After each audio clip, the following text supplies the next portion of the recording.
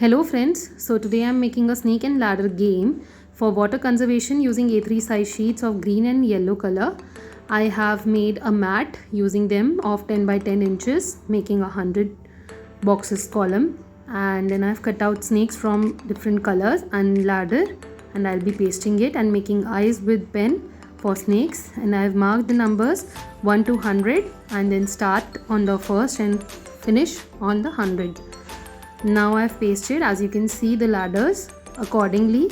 So you have to be careful, like if you're pasting the ladder to 99, then it must come down to 13 to make it more realistic, like a real game of snake and ladders. So you have to keep in mind all the small minute details that you see in a snake and ladder game.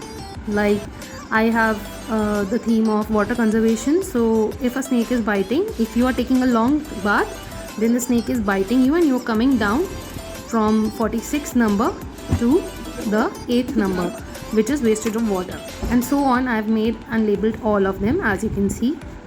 And if you are washing hands every time to eat and you are staying healthy and sanitized, then you are climbing the ladder up to stay healthy, as you can see, from 15 to 53.